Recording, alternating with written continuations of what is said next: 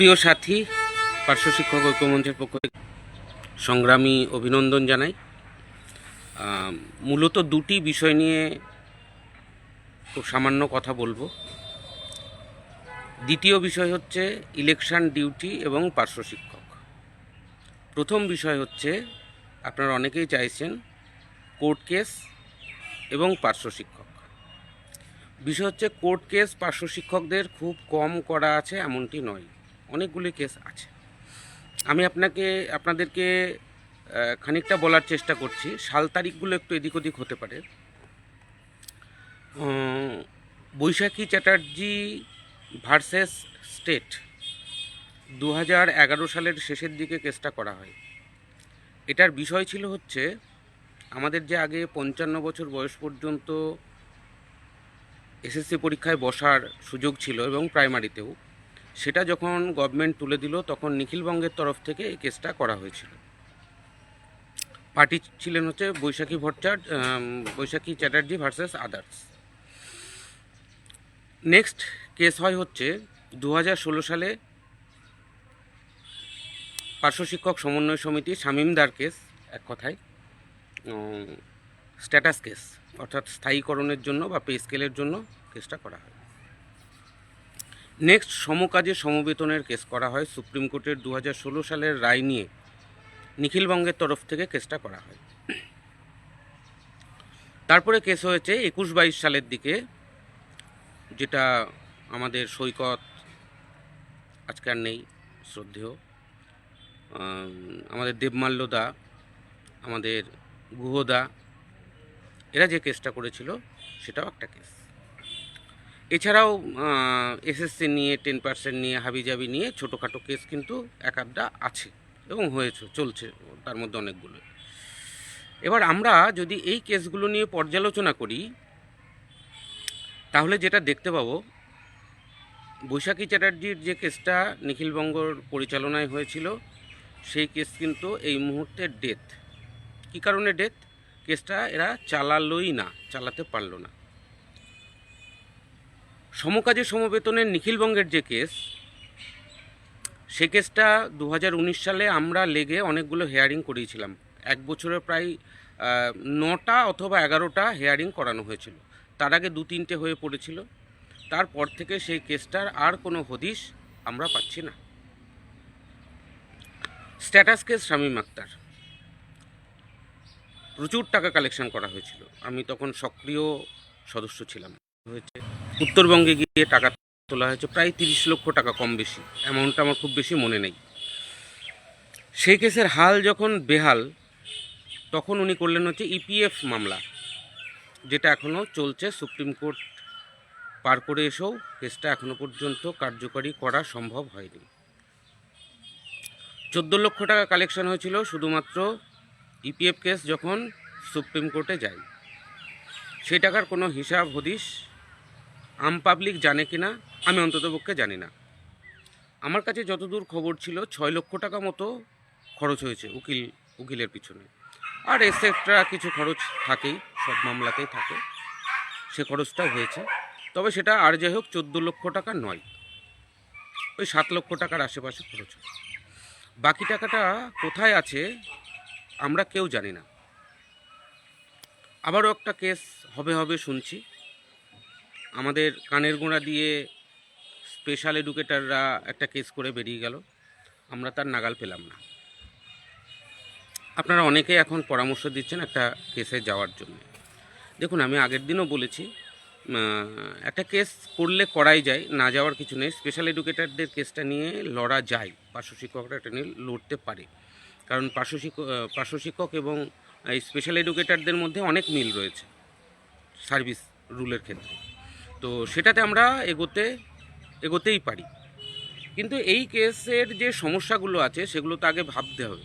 বিষয় হচ্ছে, এই কেসের রায় পেতে আপনার সুপ্রিম কোর্ট যেতেই হবে, ধরুন, নিশ্চিত থাকুন, বেশ কয়েক বছর কেটে যাবে। যদি 5 বছরও আমি ধরে নিই, এই মামলার রায় হতে হতে বা কার্যকরী হতে হতে ইত্যাদি ইত্যাদি সব মিলেও যদি আমি 5 বছর ধরি, তাহলেও পার্শ্ব শিক্ষক কিন্তু আজকে যে 40,000-এর কাছাকাছি আছে, সেটা কিন্তু 20,000-এ এসে দাঁড়াবে। এটা একটা সমস্যা। দ্বিতীয় সমস্যা হচ্ছে এই সরকারের বিরুদ্ধে সুপ্রিম কোর্টে লড়তে গেলে কপিল সিব্বালের মতো উকিলের বিরুদ্ধে লড়াই করার মতো উকিল কিন্তু আমাদের দিতে হবে। তার ফিস বহন করা আমাদের পক্ষে ঠিক কতটা সম্ভব হবে এটা আগে ভাব। তারপরে একটা চালাতে গেলে যে পরিমাণ শ্রম দিতে হয় সেটা আমরা কতটা পারবো, এটা একটা বিরাট বড় ভাবনা চিন্তার জায়গা। অতএব আমার মনে হয় যে কেসগুলো ইতিমধ্যেই রয়েছে সেই কেসগুলো সেই সংগঠনগুলো একটু দেখুক না, সেগুলো তো অনেকটা এগিয়ে আছে। নতুন করে কেস করার থেকে পুরনো যে কেসগুলো আছে সেগুলো তারা দেখুক, তারা সেই কেসগুলো কেন ফেলে রেখেছে। না টাকার অভাব আছে, না লোকের অভাব আছে, না অন্য কিছুর অভাব আছে। অভাব শুধু আমি যেটুকু মনে করি সেটা হচ্ছে মানসিকতার অভাব। গুহদা যে কেসটা করলেন ওনাদের কাছে কিন্তু টাকার অভাব আছে বলে আমার মনে হয় না, যদিও আমি ফান্ড সম্পর্কে খুব বেশি ওয়াকিবহাল নই। তবুও কেসটাকে ফেলে রেখে দেওয়া হলো। এতগুলো মাঠ বিভিন্ন অজুহাত দেখিয়ে কেসটাকে ফেলে রাখা হয়েছে। আমরা চাই সেই কেসগুলোর তারা তদারকি করুক এবং কেসগুলো তুলুক। টাকা পয়সা লাগলে দেখা যাবে, আমরা তো আছি, আগেও তো বলেছিলাম আমরা আছি, যখন না পারবেন আমরা আছি। শামীমদার ইপিএফ কেসের শুরু থেকে যেমন আমি ব্যক্তিগতভাবে আমিও ছিলাম, পরবর্তীতে তিনি যখন সুপ্রিম কোর্টে গেলেন টাকার অভাব হলো, তখন আমি খুব সামান্য হলেও সহযোগিতা করেছিলাম, আপনারাও সহযোগিতা করেছিলেন। আমার পার্শ্ব শিক্ষক ঐক্যমঞ্চের তাবর তাবর নেতারা তার সঙ্গে ভিডিও বার্তা দিলেন। তারপরেও কেসটাকে লাগু করা গেল না, এটা অত্যন্ত বাজে ব্যাপার হলো। আমি জানি না এটাই নেতৃত্বদের কতখানি ভূমিকা ছিল বা কত আছে, আমি সে সমালোচনায় যেতে চাই না। আমি চাই হচ্ছে কেসগুলো, সমস্ত কেসগুলো রিওপেন করা হোক। নিখিলবঙ্গের কেসটাও কিন্তু ভালো জায়গাতেই ছিল, খুব খারাপ জায়গায় ছিল না। 19 সালে আমরা যখন ওটাকে তদারকি করতে শুরু করলাম তখন কিন্তু ভালো জায়গায় ছিল। সমকাজের সমবেতনের কেসটা, স্ট্যাটাস কেসটাই শামীম দ্বারা হেরে গেছে, স্বীকার করুক আর না করুক। আমরা যতদূর কাগজপত্র তুলেছিলাম দেখেছিলাম তাতে ওরা হেরে গেছে, ওদের ওই কেসটা নিয়ে আর খুব বেশি লাভ হবে না। ইপিএফ কেসটা ওরা দেখছে, দেখুক না, কেন ফেলে রেখে দিয়েছে। ওদের ভাষাগুলোই আমি ভালো বুঝি না, দাঁত ভাঙা কিছু ভাষা ব্যবহার করে। তো সেগুলো যদি সব কিছু ঠিকঠাক করে, কন্ডেম ফন্ডে ভাবি যে কী কী আছে সেগুলো করে যদি কিছু করা যায় সেগুলো চেষ্টা করুক। আর আমরা, আমাদেরকে যারা পরামর্শ দিচ্ছেন, আমরা ইলেকশনটা বেরোক, তারপরে এটা নিয়ে একটা চর্চা আমরা করব। তবে খুব বেশি আস্থা কেসের প্রতি আমাদের নেই, তার কারণ আমাদের নিয়োগের সময় যে সমস্ত বিষয়গুলো করে রেখে গেছে, যদিও তার এগেনস্টে বেশ কিছু ফাইলপত্র আছে যেগুলোতে সেগুলোকে কন্ডেম করা যাবে, তো সেগুলো নিয়েও আমরা চর্চা করব, দেখব। তো আমি চাইছি যে যে কেসগুলো আছে সেইগুলো আগে দেখা হোক, তাহলে পরে অনেকটা সমস্যার সমাধান হতে পারে। যদি নেতৃত্বদের মানসিকতা, লক্ষ্য যদি সদর্থক হয়, শুধু আলোচনাটা সদর্থক করলে হবে না, নেতৃত্বদের মানসিকতাটার সদর্থক হওয়া উচিত। নেক্সট যে বিষয়টা বলবো, ইলেকশন ডিউটি এবং পার্শ্ব শিক্ষক বিষয় হচ্ছে, আমরা আপনাদেরকে দীর্ঘদিন আগে থেকে বলে আসছি ইলেকশন ডিউটি করবেন না। সোজা কথায়, যখন বিএলও নিয়োগ হলো এই বছর, তখন আমরা বারবার প্রচার করেছিলাম আপনারা কেউ বিএলও ডিউটি নেবেন না। যারা নেয়নি তাদের সরকার কিছু করতে পারেনি, একটু আশেপাশে খোঁজ নিয়ে দেখবেন। আপনারা লাফিয়ে লাফিয়ে নিলেন। এখন যে পরিস্থিতিটা তৈরি হয়েছে তাতে দেখা যাচ্ছে 1000-20 কাছাকাছি প্যারা টিচার, কম বেশি 20-25 হাজার মতো হবে, তারা কিন্তু অলরেডি বিএলও হয়ে গেছেন এবং তারা বিএলও হিসেবে রেজিস্ট্রেশনটাও করে নিয়েছেন। তাদেরকে এই মুহূর্তে কমিশন বাদ দেবে এই আশা কোনোভাবেই করবেন না, কোনোভাবেই সম্ভব নয়। কারণ তাদেরও ইলেকশনের ডিউটি থাকবে, সে নিজের বুথেই হোক আর অন্য জায়গায় হোক। তাদের কিন্তু কোনো রকম ছাড় এই মুহূর্তে করানো সম্ভব হবে না। রইল বাকি যারা বিএলও নয় তাদের ডিউটিটা। বিষয় হচ্ছে, এটা করতে গেলে শুধু কোমরের জোর নয়, একটুখানি মানসিক জোরটাও দরকার। গত 19 সালের লোকসভা ইলেকশনে আমার ডিউটি এসেছিল, শোকজও এসেছিল। শোকসের যে জবাবটা দিয়েছিলাম নদিয়ার ডিএমকে, তাতে আমি ওনাকে জানতে চেয়েছিলাম যে আপনি কেন আমাকে ডিউটি দিলেন সেটা আগে পরিষ্কার করুন। তার কপি আমি আপনাদেরকে সোশ্যাল মিডিয়ায় দিয়ে দেবো, আপনারা দেখে নেবেন। তো সেটা প্রথমে যখন হার্ড কপি জমা দিতে চাই, যে বাবু জমা নেবেন, সে তো ভয়েই নিল না। তো আমি তখন ওখানে বসেই ডিএমের কাছে ইমেল করেছিলাম। তো তার পরবর্তীতে আর ডিএম আমার কোনো খোঁজখবর নেয়নি। মরে গেলাম না বেঁচে থাকলাম, ভালো আছি না খারাপ আছি, কোনো বিষয়েই তিনি আর খোঁজখবর নেননি। অতএব আপনারাও যদি একটুখানি শক্তপোক্ত হন, মানসিক জোর, শরীরের শক্তি দরকার নেই, একটু মানসিক জোরটা যদি আপনাদের থাকে তাহলে পারে আপনারাও পারবেন। আর সাংগঠনিকভাবে আমরা এটা নিয়ে খুব বেশি লড়াইয়ে যাব না।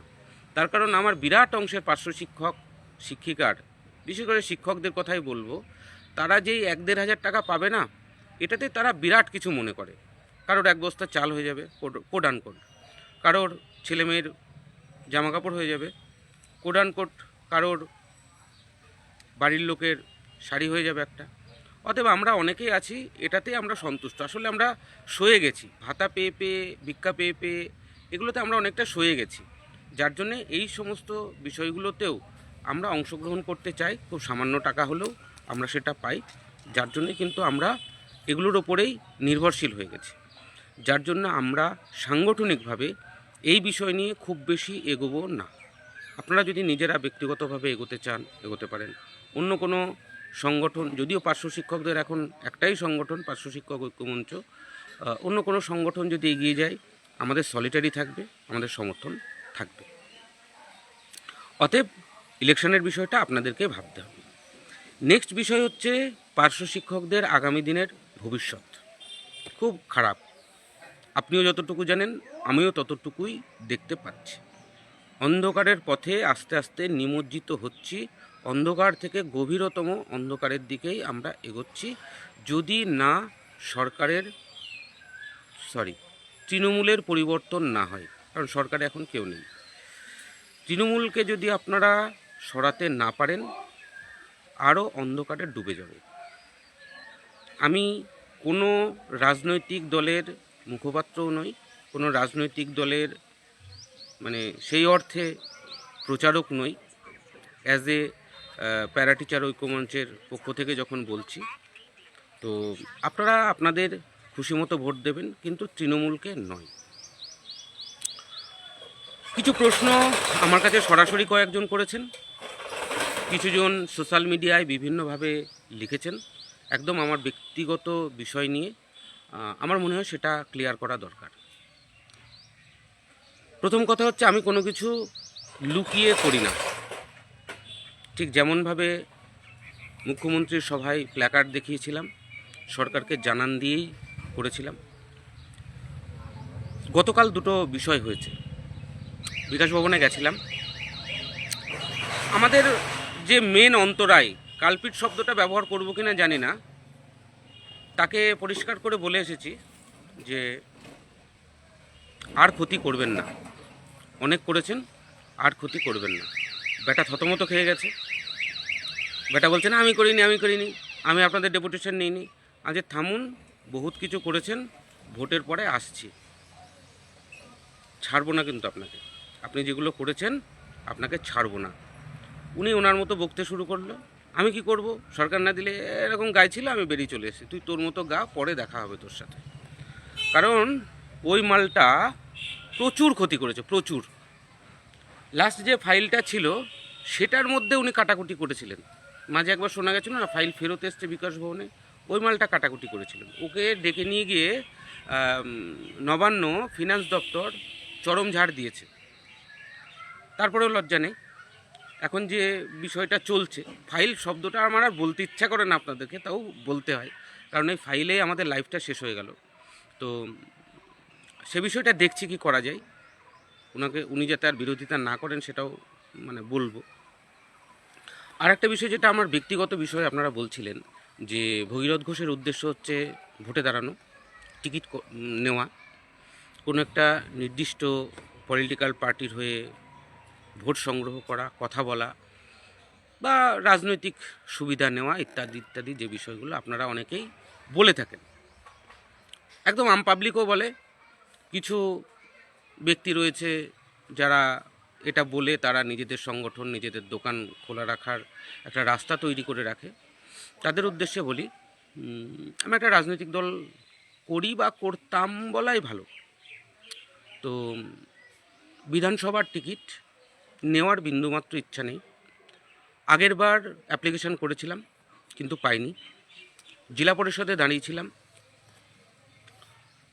হারানোর জন্যে একটা মার্ডার, আর গোটা 20 মতো বুথ পুরোপুরি ছাপ্পা করতে হয়েছে, তাতেও হয়নি। স্ট্রং রুম খুলে সেখানে গিয়েও ছাপ্পা মারতে হয়েছে তৃণমূল কংগ্রেসকে।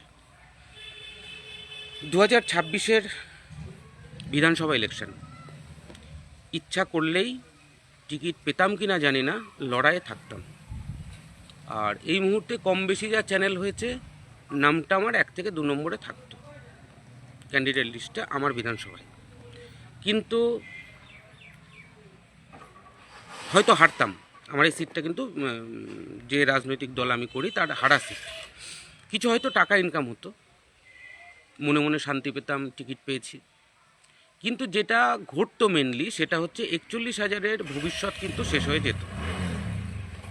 আমরা যে অরাজনৈতিক মঞ্চ করেছি সেখানে কিন্তু বিরাট বড় ক্ষতি হয়ে যেত। ঠিক সে কারণেই আমি অ্যাপ্লিকেশন করিনি। পার্শ্ব শিক্ষকদের স্বার্থে, পার্শ্ব শিক্ষক ঐক্যমঞ্চের স্বার্থে আমি এবছর অ্যাপ্লিকেশন করিনি।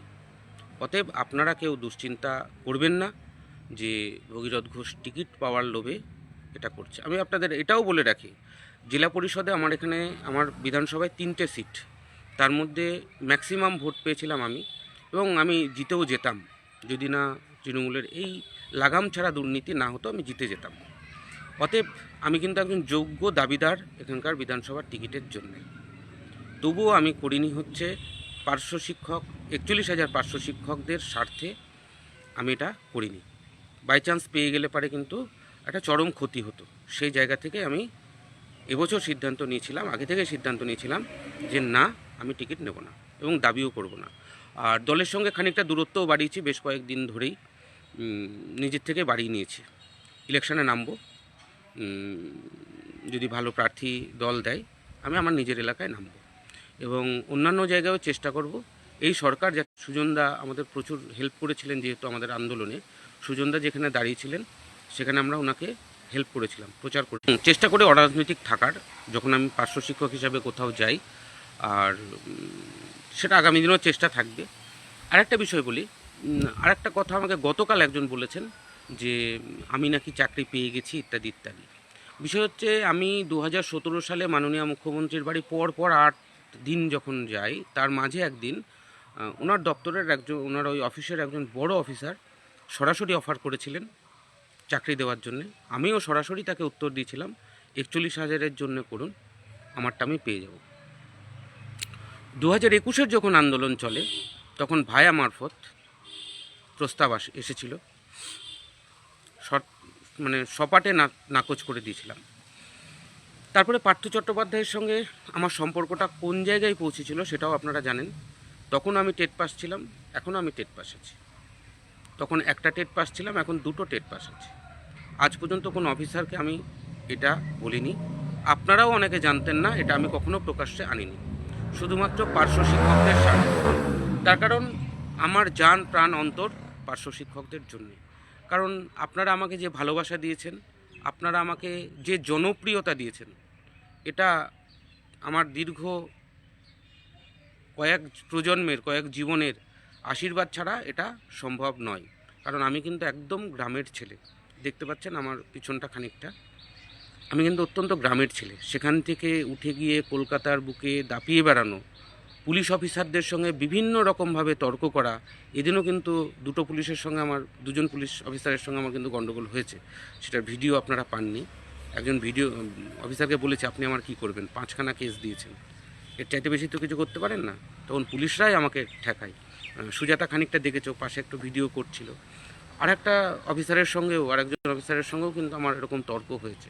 ফলে একজন অতি সাধারণ ঘরের ছেলে, অতি সাধারণ জীবনযাপন করি, আর অতি সাধারণ পার্শ্ব শিক্ষকদের একজন প্রতিনিধি হিসাবে এই যে ক্ষমতাটা পাই সেটা কিন্তু আপনারা পাশে আছেন বলে।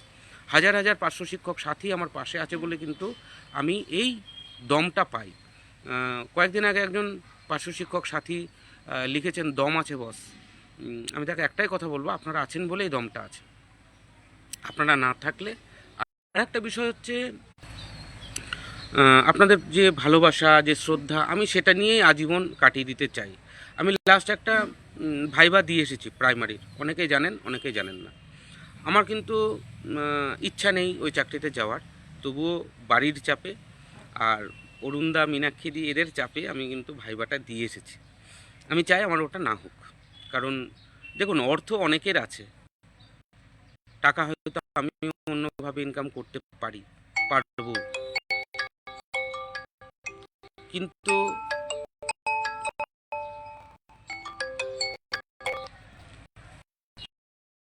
করতে চাই না। ঠিক সে কারণেই আমি আজীবন প্যারা টিচার হিসেবে থাকতে চাই এবং পার্শ্ব শিক্ষকদের স্বার্থে কাজ করতে চাই। আপনারা দয়া করে আমাকে সেই সুযোগ থেকে বঞ্চিত করবেন না। একটা কথা মনে রাখবেন, মাথা বিক্রি করিনি আর মাথা বিক্রি করব না। সরকারটাকে বদলে দিন, আমার আপনার সকলের ভবিষ্যৎ বদলে যাবে এবং বদলাতে পারবো। তার জন্য যদি চরম আন্দোলনে নামতে হয়, তার জন্য আমি প্রস্তুত রয়েছি। এই সরকার থাকলে সত্যি সত্যি বলছি কিছু হবে না। আমি 2021-এও বলেছি, 2026-এও একই কথা বলছি। এবার ভাবনা আপনাদের, চিন্তা আপনাদের, সিদ্ধান্ত আপনাদের। আপনারা যেটা ভালো বুঝবেন সেটা করবেন। সকলে ভালো থাকবেন, সুস্থ থাকবেন। ধন্যবাদ।